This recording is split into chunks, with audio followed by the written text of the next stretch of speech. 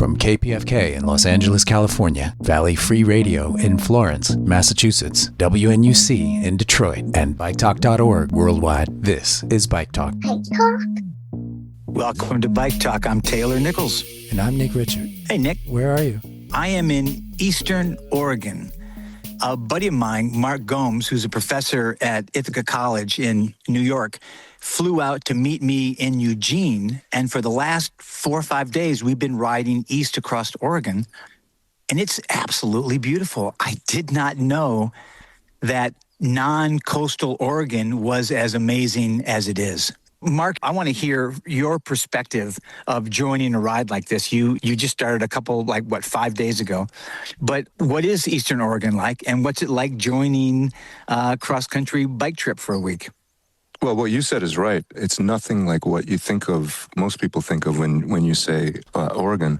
Once you get over the Mackenzie Pass, which is 40 miles east of Eugene, there's a volcanic eruption up there, and so it's all lava at the top. Yeah, we rode through this huge field of black lava. And then you come down the other side, and suddenly you're in Alpine Meadow. And then from then on, it continues into high desert mountains. Yeah, I mean, we were riding on these roads where you could hear a car coming from a mile away. And off to our right, which was our south, there were these snow-capped peaks. And it was absolutely beautiful. And, Marc mentioned Mackenzie Pass.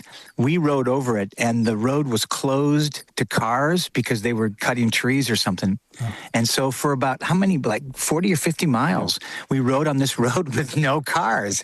We were giggling to ourselves. Well, everybody we talked to after that and told the story to, their jaws dropped. Right. Because nobody gets to ride that without cars. It's a very rare privilege. And I might add, it was not hassle-free. The ODOT, the Oregon Department of Transportation, did hassle us a little bit.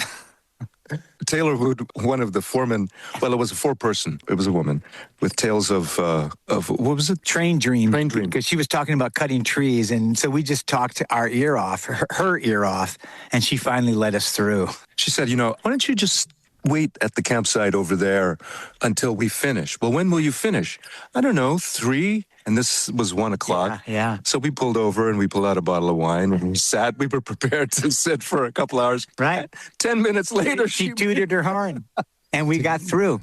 We rode over the pass. It was beautiful. It's interesting when you're on a long trip and someone joins you, because we are on a little bit of a different schedule. Marc is a fast rider, but a very slow person. I think you should qualify fast rider and slow person. You're a former Boy Scout, okay? So Taylor has his tent and everything rolled and packed by 7 a.m. Now, 8 a.m. And sitting on the picnic table looking at me like a dog waiting to be walked. Let's go. Marc takes his time, but it's been really nice. Marc is an old friend of mine, and we haven't seen each other in a long time, and he made a big effort to come out and join me in Eugene and ride about 400 miles with me, and it's been a real treat. It's a very different experience riding on your own on a long trip or having a good friend with you, because we don't ride together all the time. I mean, we ride and we talk, and then you pull ahead a little bit, and we're separated for maybe an hour or two. I carry the beer, so he waits for me. But it's been really nice. It's been terrific. First of all, reconnecting with you, riding in a completely different way than we have ridden in the past. And it's really about gearing down, enjoying what's around us, enjoying the people that we have bumped into and had the privilege and joy of speaking with and spending time with. And then the road, dealing with cars in the road and our bikes and all the things that happen. It's a full ecosystem, man. It's beautiful and amazing and scary. Right. And all of it. But we have met some great people, and a lot of those great people, Nick, last week the title of the show was Bike People Are the Best. This week, I would almost say bike shop people are the best. And bike hostel people are the best. Right. We stopped at a bike store in Sisters, Oregon called Eurosports, which was really an oasis, and they helped us out a lot, and we got some sound from there. We just came down Mackenzie Pass, beautiful 15, 20-mile downhill, no rain, no traffic, and we ended up at Eurosport, one of the sponsors of the road we were just on, I might add, keeping the road adopted and clean. And we walk into Eurosports, and it's a beer and bike shop, and I'm talking to... Hey, my name is Jordan. And Jordan, you're the bartender or the mechanic? Wear many hats, but more of a bartender than a mechanic, for sure. People told us about Eurosports back in Eugene, where my buddy joined me. I started in San Francisco. Tell me what kind of shop you got here, what kind of people you get, all that stuff. Cool. Yeah, so we're a local community bike shop. We carry a handful of manufacturers like Specialized, Marin, Envy. We rent bikes, we sell bikes, we service bikes. We've got the bar inside, we've got food carts outside, so it's a hangout. Do you need a special license for that? In California, I don't think you could do that. Oh yeah, we definitely had to get a license for it. Yeah. That's great, and you have a big selection. Do you get a lot of people? I'm going across the country. Do you get a lot of people going across the country? Yeah, we definitely get a lot of Trans Am riders, a lot of bike packers. I mean, being in Sisters, we're pretty centrally located to a lot of great trails and long trails. Like, there's the Oregon Timber Trail comes right through here. You've got a handful of really, really great routes in the area. And does the new Golden Gravel Trail that Adventure Cycling put out come through here? It's pretty close to here. That's a really good question. I've looked at that, but I can't recall if it comes through Sisters or not. Right. And Sisters is called Sisters because there are 3 peaks, the 3 sisters just up the pass from here. Is that right? That's correct. Faith, Hope, and Charity. You saw them from the top of Mackenzie Pass. Oh, is that what they're called? Yeah. I'm sure they had indigenous names, but I don't know what those were. What kind of riding do you do? Mostly off-road, gravel, mountain bike, and bike packing. Great. Well, it's called Eurosport. It's in the town of Sisters, Oregon, and it's a great, very welcoming shop. No, Mark? Yeah, I'm directing Three Sisters in the fall. But that's by Anton Chekhov. That's not by Faith, Hope, and Charity. And on that note, Mark, you're a theater director in Ithaca? This fall, I'm doing a Sarah Rural translation of Anton Chekhov's Three Sisters. So we walked into Eurosport in Sisters, and I was trying to be clever, and I made my silly, I'm directing Three Sisters joke, and the guy at the counter, who was wonderful. He was. By the way. He did a double take. He looked at me. That's because there are 3 peaks. Hope, Faith, and Charity. Yeah, 3 mountain peaks right around Sisters that are these 3 sister peaks. But I was saying to Taylor that I was having a great idea. We're going to set our 3 sisters in the 1980s in Russia during the Perestroika Glasnost period, which is kind of similar to the great shift that was about to happen in Russia in 1910 when Three Sisters is originally set. But I could see it happening in Mitchell. Right. A family that had moved there, and 3 young women who became, middle-aged women, and one not so middle-aged, got stuck there and were yearning to get back to Oregon. Yeah. And in fact, Sarah Ruhl, in an interview, talked about that and said that she's waiting for somebody to do a Middle America Three Sisters. I don't know if that's me, but ours is going to be at Ithaca College in the fall. It's going to be a nice take on it. This was a bike shop that had beer, and you mentioned that you were carrying beer. Simon Parker, the English travel writer who we had on the show a couple of times, he always talked about having a beer at the end of a 50, 60-mile ride. And I got to tell you, he was right. It's a good idea. Yeah, I mean, you had a downhill that lasted 20 miles. I was going to say, if you could bottle that downhill, you could put a label on it and sell it. We've had a couple of those. Yeah, we had one out coming over the Mackenzie Pass, and then we had one coming into Mitchell. Yeah. That was like Monument Valley in Utah.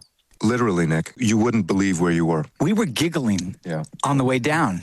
There were no cars, and even on the past downhills where there were cars, there aren't that many cars.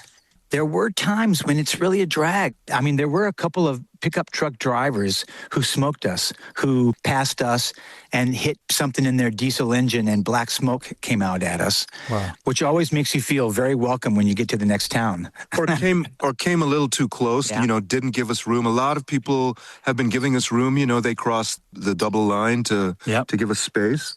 But every once in a while, you get folks who just... they hold the line, and sometimes it feels like they get closer to us. Yeah. Which is, is just really aggressive and dangerous. Yeah. But we went to another bike store in a little town called Prineville, which is called the Good Bike Company. And they also sold beer and were also very helpful. They told us about this hostel in a little town called Mitchell, Oregon. You know, someone else had mentioned it, I think. Mm-hmm. And Mitchell is a town of 266, we thought. Yeah. That's what it said. That's what it said on the sign. Yeah, on the sign outside of town. Right. When we spoke to our host, Jalet. Yes, Jalet. She said it was actually 133. Right. But this is a place, if you're going to travel on the Trans-America route, you must stop at, because it was an oasis. They were so welcoming. You rolled your bike right in and put your bike right at the foot of your bed. It was just charming. And This is a short interview with Jalet.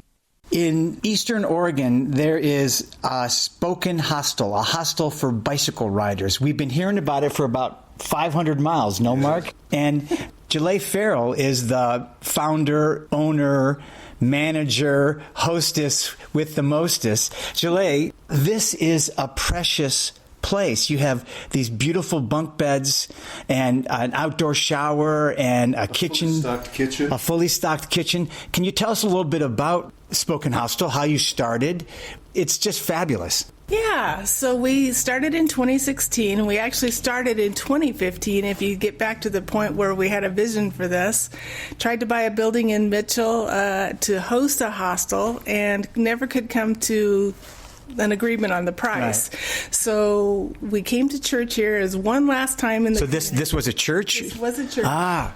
And we went to church here. They never said it was their last service, but by the time we had driven back to where we lived outside of Salem, our pastor called us and said, "Why are you guys in Mitchell?" So we unfolded this story of this vision of having a hostel in Mitchell, and he said, "Wow, what you don't know is I'm going to go close that church tomorrow." So I looked at my husband, I said, "That's why we can't buy that building. We could have the church, put the spiritual component back in the community, and then use that as a ministry of the church to host cyclists and car travelers and motorcyclists." Oh, do car travelers come here also? Well, we have been very beautifully adopted by cyclists, right? But we are actually a traveler hostel. Oh, okay. So Spoken isn't necessarily as in spoke of the wheel. It's a play on words. It's a spoken word because we're still a church, right? As well as spokes for bicycles and motorcycles. Right. And you said you're closed in the wintertime. We close November 1.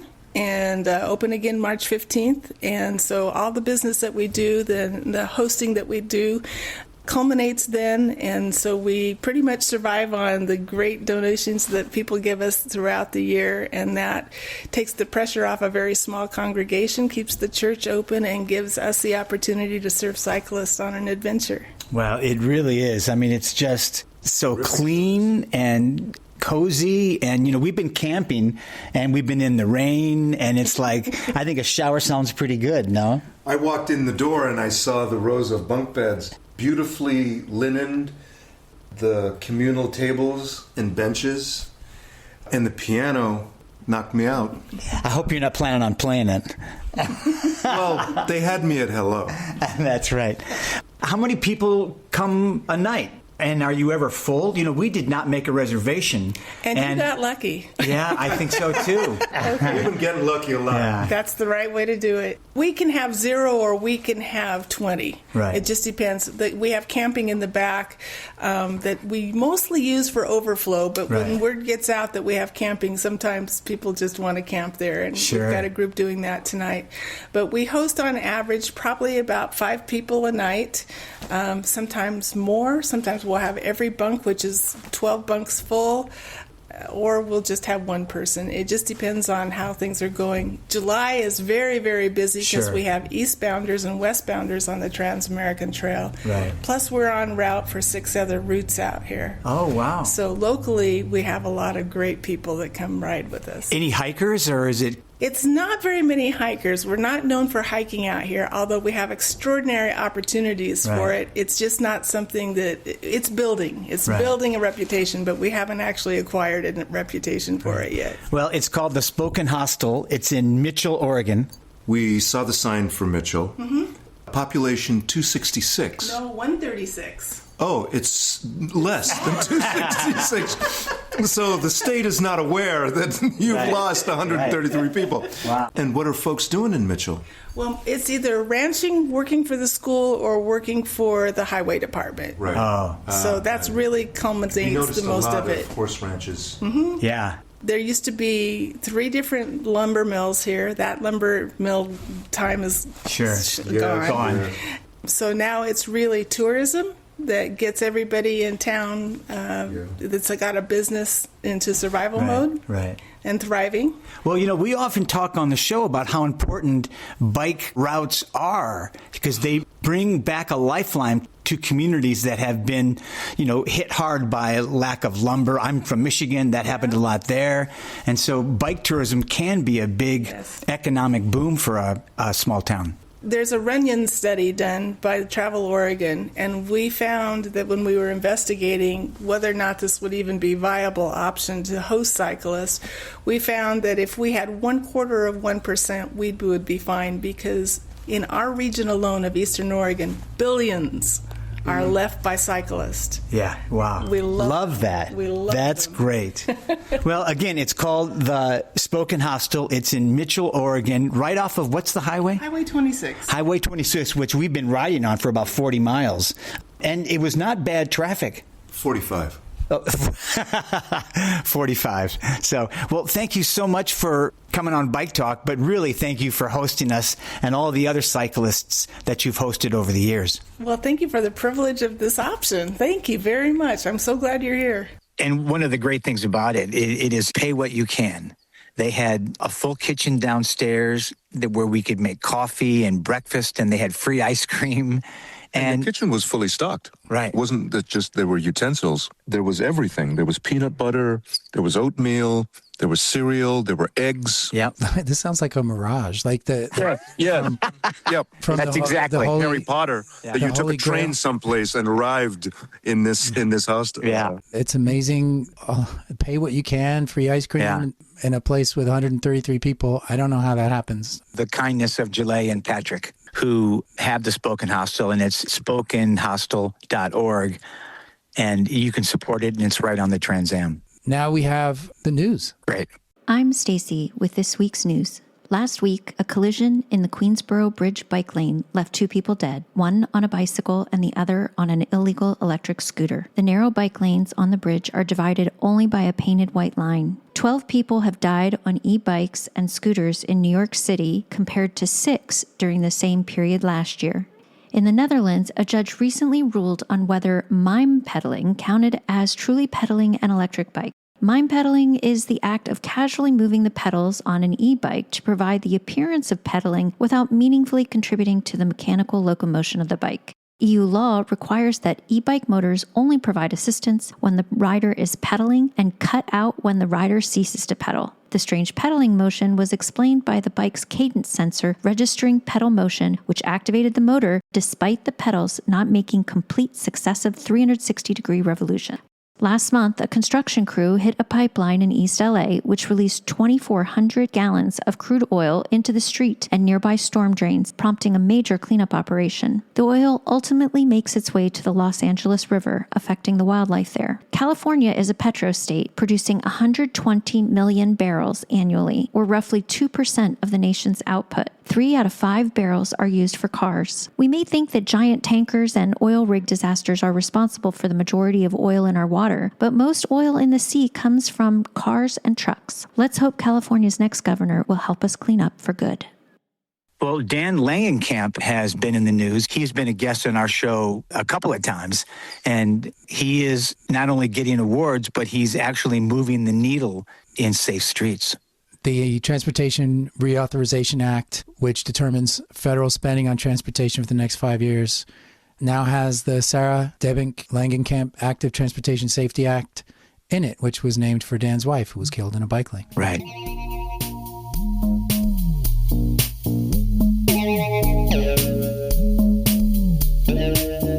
Dan Langenkamp, you authored a bill in honor of your wife, Sarah? Well, we worked with members of Congress to create the bill and then push it through.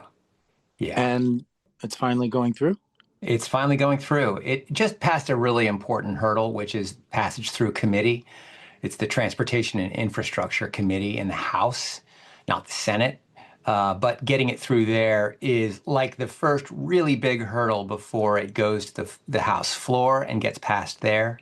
And then the Senate would have to pass it too. So it seems like that's a lot of steps, but actually this is the biggest one. If it's in here, it's likely going to get passed. In this Congress, the challenge is that there's a real aversion to anything related to bikes and even pedestrian infrastructure. And so the fact that we got it in there is a real testament to the strength of this bill. We fashioned it so that it would be popular with both Democrats and Republicans. We're super happy that the Republican majority actually thought it was good enough that they would put it in this. It's actually part of a package. It's the Surface Transportation Reauthorization Act. It's a giant 5-year package that does all transportation infrastructure for America. It's like $400-600 billion. And though this got folded into that. Okay. What does it do?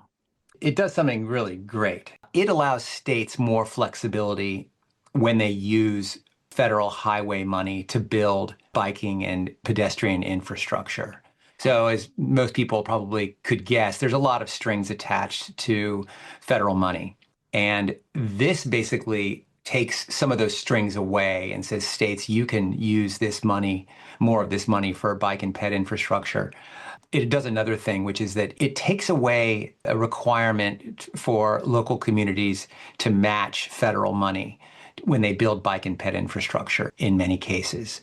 And that match has been a huge headache for states all across the country. You'll say you have a little community. They've been divided by a big interstate highway. We've got a school on one side, housing on the other side, and kids have no way to get across. Well, the communities in the past had to put up 20% of the money to build that thing that they need, like a bridge or an underpass or whatever it is. So now with this bill, they can actually they don't have to have that match if the state thinks it's not necessary. So it's the state's decision now. It also does another important thing. It allows communities to use federal money to connect disconnected pieces of bike infrastructure and ped infrastructure. So you've got, as we all know, these bike networks around our country are totally disjointed, which makes it hard for people to use them. I mean, you can imagine if the car infrastructure was all disjointed and you had to drive across people's yards in order to get to work, nobody would drive. It would be impossible. So this allows you to use federal money to connect stuff, and that's going to be great. It's going to really be, in many ways, a game changer for states. Yeah, it's kind of amazing you were able to include this. And how did you make it appeal to Republicans? The thing is, it really is about saving lives, right? None of us want to have our kids in danger. We want to allow our parents to walk to church. So we really appealed to Republican members based on the concept that we all just want to be safe. And the other thing is this bill will help small communities, rural communities, the kind of community that I was just talking about that might be rural, that might be divided by an interstate highway. These communities need to build this stuff to make them attractive to young families. Right now, a lot of these small towns are getting depopulated because young families don't want to live in them. But if you can build bike paths and you can build walking paths and make the town centers more attractive, people will go there. People will stay. So we really used that kind of logic. And I mean, I have to say, my wife's story is awful. She was a young mother, public servant, worked around the world in the most dangerous places, like Ukraine, where we had been evacuated from the war, like Africa, like Haiti, like Iraq. We'd done our service. And here she comes back to our nation's capital and gets run over by a truck on an unsafe road. Actually, it was a bike lane, but it was unsafe. And so I think that really appealed, just like when you have patriots like that, young moms, it really helps persuade people. So Sarah was smiling. Well, I don't know if she's smiling, but was with us as we did this work. Wow. So you talked to a lot of people. We would talk to so many. I mean, we just did meeting after meeting after meeting. We met with hundreds of members of Congress. And so they crisscrossing Capitol Hill. At first, it was really hard. A lot of Republicans didn't actually want to listen to us. But when they heard our story, they saw that we were really working hard to make this bipartisan. We didn't actually sign on a Democrat until we had a Republican. It's called the Noah's Ark strategy. And it makes sure that your bill is bipartisan through and through. And so we just never let go. And all credit to Sarah's dad. He's a retired 3-star admiral who used to be the head of the Navy Reserve. And he was incredibly dogged. And he had good relationships on both sides of the aisle. And we really, really worked those relationships, and it was persuasive in the end. But it was a ton of work. But I'm just so happy. We also had help from the League of American Bicyclists, who was out there. They have great relations on the Hill. And People for Bikes, the big industry and advocacy organization. Was there not something about truck side guards in your original bill? Was that connected? No.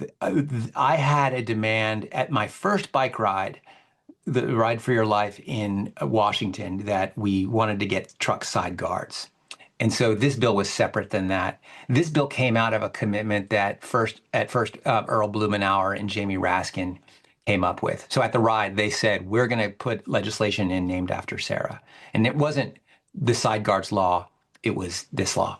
Well, it's so good. And the transportation reauthorization bill overall seems to have other pluses, but other minuses. So, but yeah, what do you think of the bill, the reauthorization overall? Yeah, it's very much a mixed picture. There are some wins that are important in this context with a Republican-dominated Congress, which doesn't look upon spending on bike infrastructure highly. They saved an important program called the Safe Streets for All program. That's a really great program that's giving funds around the country to communities to build stuff. So that's been saved. Other things have been cut. It is bipartisan. It got passed with Democrats voting in favor. The reality of this, if I can just give some analysis, is that the bill as a whole probably won't get passed in this Congress because the Senate probably won't pass a bill. It's tandem bill in the Senate.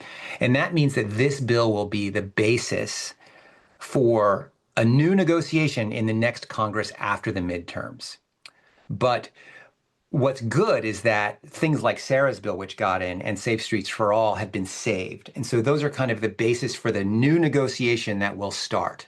And the Democrats, if they take Congress, will then have leverage to include these things and perhaps even other things to make an even better bill for biking and walking and people that are not in cars. That is great. And I'm so glad that you are tireless in this. I really appreciate your show's interest. I just founded a 501c3 organization called Ride for Your Life. And we are now holding bike rides and walks and rallies in other cities besides Washington. So this year we'll do rides and walks in Boston and in Madison, Wisconsin, and here in DC. So we're going to do 3, and then we're going to hopefully do 5 next year, bigger and bigger. So, the ride has been essential to getting this bill passed and getting bills passed in Maryland that I've gotten passed. We pair these rides and walks with legislative or policy asks, and those then we carry those through to passage. And it's a formula that I've seen now really works.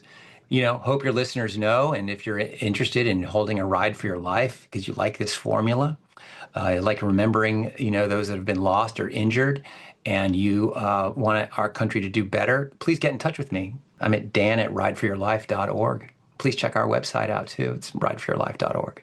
Well, thank you very much, Dan Langenkamp. Thanks so much, Nick. I really appreciate it.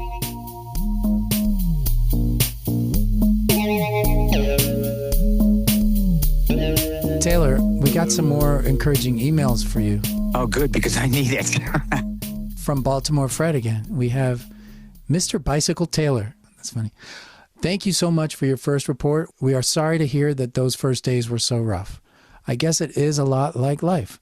Once again, for whatever it's worth, please remember that we're out here cheering for you. I don't know if that helps, but it is a reality. Even in these first days, you're showing us how to appreciate where you are, what you're experiencing, and especially the people that you meet. Thank you for sharing those experiences with us. Baltimore Fred. Well, that's great. And I must say, I've taken his advice and Brett McGraw's advice.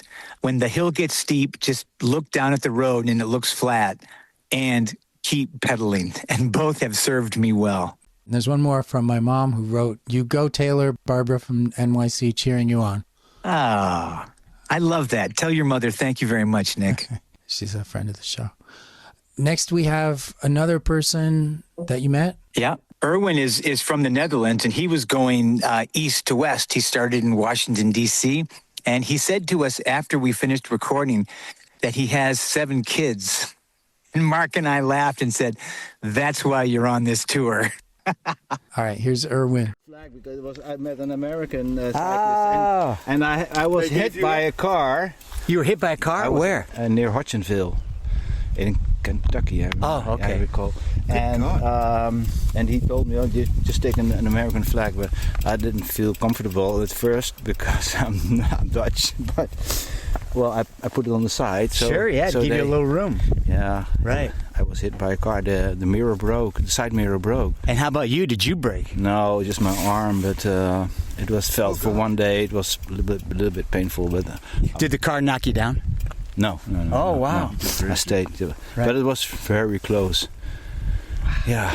We're traveling east, Holmes Road, right just outside of Sisters in Oregon, 26. And we ran into, what's your name? Irwin. From the Netherlands. Irwin from the Netherlands, who's traveling west. You started in Washington, D.C. You said, where are you headed? Tonight? Well, just in general. I'm at the end of the Trans-Am is Astoria, Oregon. Right. And from there, I think I'll hire a car and then go to Seattle, Washington, and then fly back home.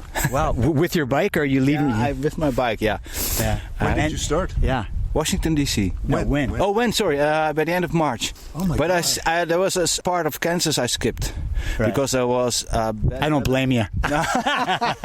And when you're by yourself, it's not nice. And when you're with 2 or 3, it's okay. But and there was warning for thunderstorms, etc. And I must be back by mid-June at the most. So I spent one day in Kansas, and then I've seen it. And then caught a train or a bus or what? I hired a car. Oh, you just rented a car and then drove and then dropped the car off. Yeah, in Pueblo, Colorado. Sure, yeah, I know Pueblo. Yeah, yeah. That's for me the first. But then came the hardest part because it was getting very cold. Yeah, and the Rocky Mountains too, right? Yeah. Where did you cross the Rockies? Oh, you go from Pueblo up north, and you ended Pagosa Springs, maybe, or no? Oh, you went up to Missoula. Missoula, yes. Oh, right, okay. Through the Teton Park and Yellowstone Park. Yeah. And from there, from Missoula, you go southwest again to Baker City. Right. And that's where we're headed, Baker City, and then Missoula. Okay. Yeah. How was Baker City? We were trying to. So I'm gonna leave him in Baker. Okay. But I may drive. Yes. I have to get a car. Well, my plan was first to stay for a day rest, but from Baker City to Prairie City was more than 70 miles, and it was very nice weather. But the weather changed from last Monday, and it was nice weather. And Tuesday it would start raining. Right. So I skipped my rest day, and I did a small part to Sumter. I remember. Be careful.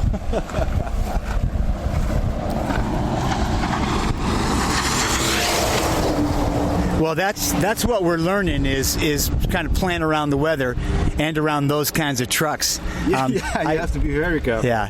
I love that you got the American flag on the back of your bike. Great talking to you. I also am a transplanted American.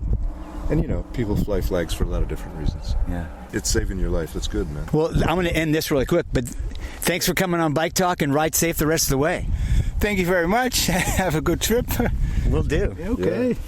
Is that your bear spray? As much fun as I'm having on this trip, and as much as I'm seeing the road safety issues all across Oregon right now and across Northern California, there is a state of emergency in a lot of our cities. And Jonathan Hale from the People's Vision Zero and Damian Kevitt from SAFE, Streets Are For Everyone, have an open letter to the Los Angeles Mayor Karen Bass and the City Council to acknowledge that we have a state of emergency on our streets. We've been talking on the show about a emergency on the streets of cities like Los Angeles because of so many people being injured or killed. I've been on the road for about 2 weeks, and I can confess that there is a traffic emergency on our roads everywhere.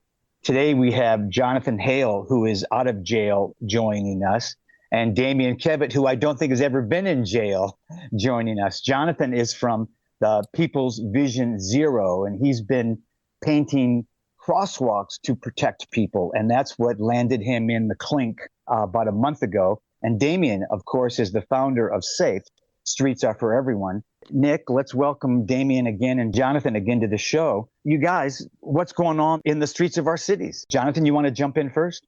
It's tough out there, man. It's tough. We have a civic culture that doesn't seem to care too much about protecting life and limb on our roads.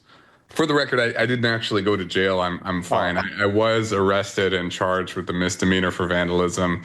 The charges were dropped, so I'm good. I have a clean record. Good. I'm glad that you didn't have to go to jail. Yeah. But it's tough. We have been trying to get the current administration to do something about traffic violence for months now, and it's unfortunate that the tactical urbanism, painting crosswalks and going viral on social media was the lever that we had to pull, but it's the lever that worked, or at least got our foot in the door. And here we are. So we have been trying to get the mayor's office to recommit to Vision Zero. At the same time, the mayor has personally intervened to delay road safety projects. Case in point being Forest Lawn Drive. The mayor personally intervened to order LADOT to stop construction of a project that would have reduced lanes for cars and added a protected bike lane and pedestrian improvements. So that's kind of the situation that we're dealing with. Wow. Yeah. I'm glad you mentioned that because I did not know that. That is a road I ride on all the time, and cars continuously speed 65 miles an hour, and there's only a little white stripe of paint. And Damian, if I can bring you in, that's close to where you were struck when the van hit you in Griffith Park and got you involved in this movement. Yeah, it's very, very close to home. The ineffectiveness of the current administration cannot be overstated. Just realize we had $4 million of funding for safety improvements in Griffith Park. That was slated to start construction over a year ago. And due to bureaucratic processes in the city of Los Angeles, that was stopped. And finally, a year and a half later, construction was restarted, and that those improvements are now finished. But because it was delayed by a year and a half with inflation and additional costs that were added, it ended up costing several $100,000 more to do those safety improvements than if it had done simply a year and a half earlier. And there's not any significant change in the construction other than just it went through bureaucratic red tape that was like, no, we can't do this. We can't make roads safer. And then for the last 3 years, the mayor of Los Angeles, there's been money sitting there. The money's sitting there and it's ready to go. The plans are ready to go for the last 3 years. All of the community input and community outreach has been done. And the mayor put the kibosh on that over a year ago because the objections of Forest Lawn Cemetery and the Mount Sinai Mortuary, they highly objected to having slower, safer roads in front of their areas there. They wanted faster, high-speed roads so that people could get to their cemeteries faster. We in the road safety community, and Johnny, I can feel you about to make the joke yourself there, but we just sort of think that it's probably they just want more business. They're just trying to drum up more business for their own places there. But truthfully, we have no actual evidence of that. I'm not trying to say that that is true, but it is a little bit of a joke that's going around.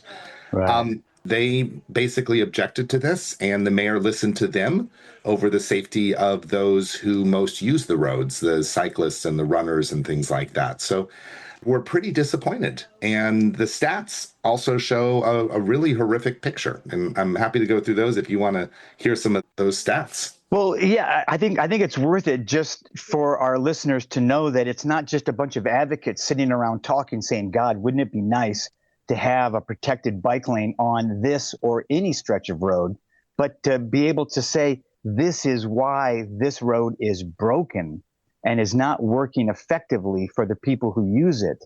And I think stats help prove that point.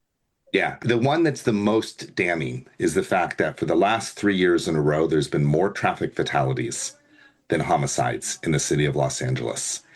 That number is normally flipped. That's normally There's a lot more homicides, but there's been a lot of effort put into policing and reducing violent crimes. But there's not been any effort put into, or relatively little effort put into, reducing traffic fatalities. And so you now have this number that's been above the city of Los Angeles. And these stats, by the way, that I'm about to give you are as of the 16th of May, 2026.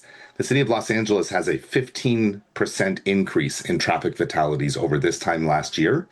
In South Los Angeles, it's a 61% increase in traffic fatalities over this time last year. It is horrific. First, people think, well, of course, the city's broke and we can't do anything about it. It's not true. Yes, the city is broke.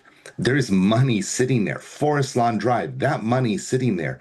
There's programs that the city could have implemented months or years ago.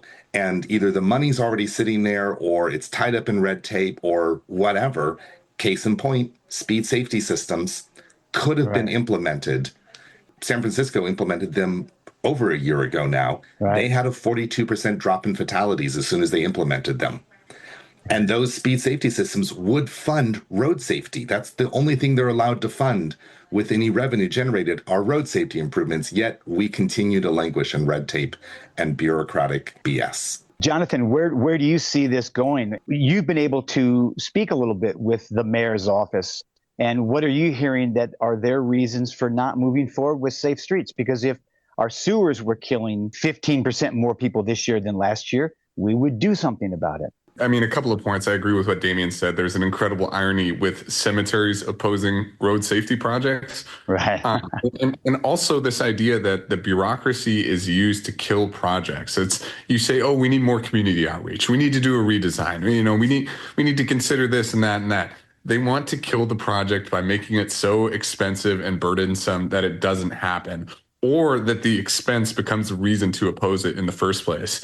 And that goes back to the overarching point, which is that we treat these things as accidents, but they're not accidents. They're the predictable consequences of intentional choices to prioritize cars over human life. So that's what I see as the issue here. It's this cultural apathy towards a very serious problem that is killing Angelenos disproportionately in underrepresented and underserved communities. So, that's that. I did have the chance to meet with the mayor's office. I met with representatives from LADOT in the mayor's office, and I met the mayor. I met Karen Bass.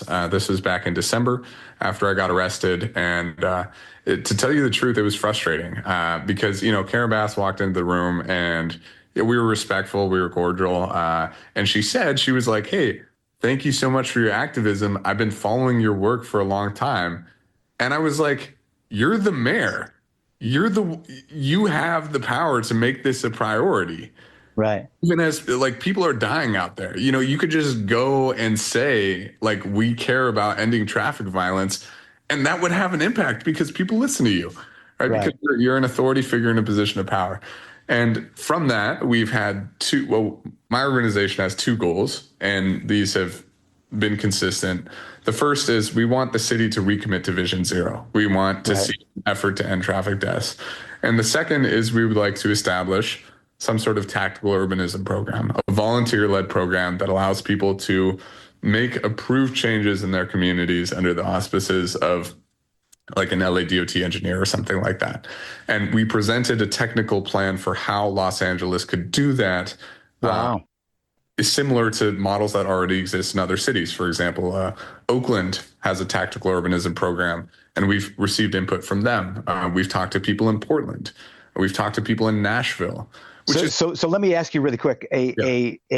An approved tactical urbanism program allows residents of a neighborhood to go through the proper steps to make their streets safer. They're not just going out there in the middle of the night.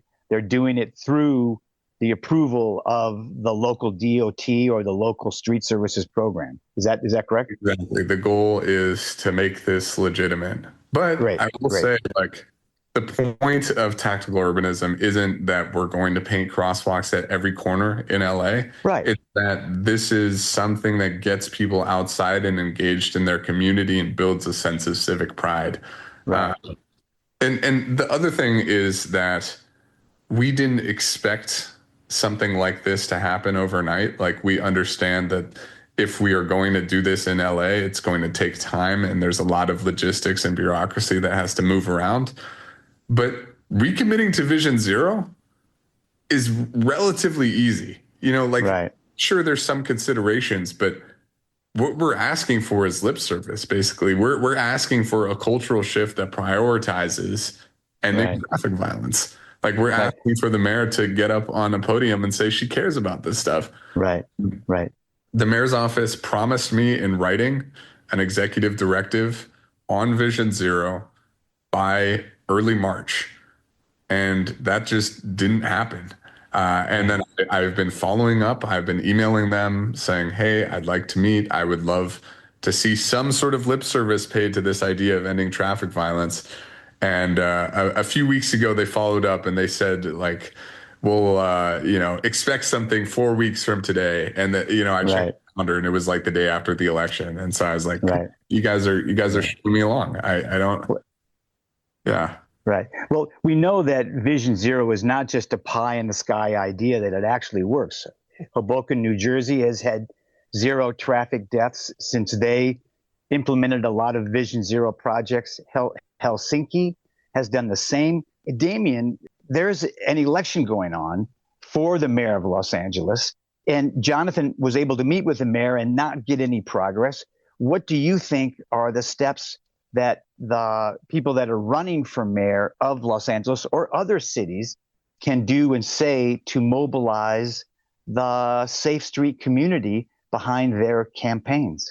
As Johnny said, it starts with the leadership. It starts with simply saying that this is a priority and directing agencies to prioritize and to align on the subject, which is essentially Vision Zero. Vision Zero as a policy structure is an alignment and a prioritization of resources to save lives. Not necessarily just cyclists. We're talking about pedestrians. We're talking about drivers as well. And saving lives of drivers and prevent speeding and distracted driving and things like that. So Vision Zero is a multifaceted thing, and it starts with the leadership. So where we have, example, New York City, where, we've got a new mayor who's very much in the trenches and prioritizing road safety issues. And, you see changes because of that, because that leadership. In the city of Los Angeles, Vision Zero as a policy structure officially expired in 2025. That said, in reality, as a policy structure, it was gutted in about 2018, 2019. And I was there when that started to happen and objected loudly. But as a result of that, Vision Zero, during the time when Vision Zero in the city of Los Angeles was in existence officially, which is about 10 years, the number of traffic fatalities increased by about 56%. And it wasn't because that Vision Zero failed. It's because it was gutted. It was practically removed as a policy structure in the city of Los Angeles. So it starts with the leadership. And it's one of the reasons why People's Vision Zero and Streets Are For Everyone teamed up on this petition, this open letter to the mayor, to the city of Los Angeles, asking that they declare a state of emergency due to traffic violence. in the city of Los Angeles. There's basically several key points. Johnny covered a couple of those points there that are sort of the key elements that we are asking for. But honestly, it's just common sense stuff. It's just do your jobs. Right. It's funny. Normally we say someone who just gave lip service to this idea is not doing enough to promote that idea. But now it sounds like we're asking just for some lip service, even from the top leaders of our cities, to just get the word out there that there is a traffic emergency. As sad as that sounds, that we're such a low bar, that there's such a lack of priority that we're even begging for lip service, and we can't even get lip service. Right. You know what I mean? Not that we would all be happy with just lip service, but it would start with that. Right. Damian Kevitt of Safe Streets Are For Everyone, Jonathan Hale from People's Vision Zero. Thank you for bringing this to the forefront that there is a traffic emergency. And again, I've been on the road for 2 weeks and I'm in Oregon now, and there's a traffic emergency here also. We're biking on roads that are not safe for anybody except people that are in cars. If we can start it in Los Angeles, New York, hopefully it'll spread to other places. Damian, Jonathan, thanks a lot for coming on Bike Talk. Thank you. We appreciate it. Thanks so much, guys. Good to be here. Nick, I want to introduce one more person that we met on the ride, and this is a woman, Kay, and she did the Transamerica ride from coast to coast in 1976 when she was 21 years old, and we met her on the route at 71 doing the coast-to-coast ride again. We passed someone on the road, and then we met them again at the Spoke'n Hostel, and it turned out to be Kay, our friend from the road. Kay, this is the second time you've ridden across the country. The first time was in 1976, right? Correct. And you're doing it again 50 years later. 50 years later. I was a 21-year-old college student at that time. So hold it. 21 plus 50 is 47. Exactly. Where are you going and where are you going to? Well, I started at Seaside, Oregon, and I'm heading back to New Hampshire, my home, Warner, New Hampshire. And when I get there, I'll take a break and I'll still go down to the coast and dip my reel in. Yeah. So is it easier or harder at 71 than it was at 21? Or how is it different? Let me ask you that. It's different because I've got the freedom and the time to go where I want and to do as many miles as I feel like I want to do for the day. But you did about 55 today. Around 50, I believe. So it was closer to 50. And I did a 49er the day before. Wow. So... And there were some climbs today. Mark and I were riding, and we went over Ochoco Pass, which is not that high, 4,700 feet. It's not that steep, but it is like 15, 20 miles long. Right. And I have no problem. If I feel like I can't make it or I'm going to be a danger to myself or the traffic, I just get off and walk. It's building the upper strength, pushing that bicycle up the road. Sure. Get your upper body involved. Right. Exactly. Yeah. And how long do you think the whole trip's going to take you? I expect it's going to be the earliest, the end of August, that I would be back in New Hampshire, more likely the second week of September. Well, this is really a fun place where we're staying tonight. Have you ever stayed here before? No, I have not. This is the first. I mean, when we did it in 76, of course, it was such a big group. We were camping out wherever we could. Well, again, this is the Spoke'n Hostel, and we met about 8 people here. I think you're the only woman. Right. Tonight. Yeah. I was going to say it's my first time here. Not ever. Right. Not ever. Kay Schuster, the first woman ever. Right. The only one at this age, a little off-kilter, should I say, wants to do something like this. And you're not on an e-bike, you're on a regular bike, acoustic bike. Yes. A lot of friends tried to talk me into getting the e-bike, and I just wasn't ready for it yet. Yeah, I totally agree. I mean, the e-bike comes in handy, I think, but if you're willing to walk when it's too steep and keep going. Yeah, I'll see, when we get over to Idaho and the Snake River, what I'm thinking. Yeah. Well, I was going to ask you, what are you worried about on this trip? Not only being a woman and not only being in your early 70s, but traveling by yourself, by bike, across the country. Actually, mechanical issues. Because, I know some basics, but there's a bunch of stuff that I would probably need help with. Well, I think it's good if that's the only thing that you're worried about. No, I think as long as you use as much common sense as possible and use caution and don't do foolish things, just because, somebody comes by in a pickup truck and says you want to ride. Ride does not necessarily mean you're going to do that. Right. Although you have gotten some rides, you said, from some good Samaritans, as did I might add. Yeah. The one in particular absolutely needed when it was pouring rain and my brakes weren't working. It was a middle-aged couple. I felt pretty safe and secure in that situation, so. Yeah. I just meant that, bike people are good people. Oh, definitely. Yeah. That's been the amazing part of this trip so far is that when my pannier, the hook broke on that. Right. I mean, before I knew it, there was Alex from Canada, stopped by and helped me. He had some better cord rope than what I had and tied it up for me. And the ironic thing about that, I can't tell you exactly the route. He was doing some type of loop, and then he was heading back to Canada. I stayed at a Warm Showers home in Independence. And the people there already knew about me because Alex had been there the night before. That's great. Yeah. Well, soon everybody will know about you. Maybe I won't say my address. So when I get back to New Hampshire, I can sleep for a week. Right. In this day and age, you don't need a physical address. You just needed a presence on Instagram. Right. I volunteer for Food for Thought in New Hampshire.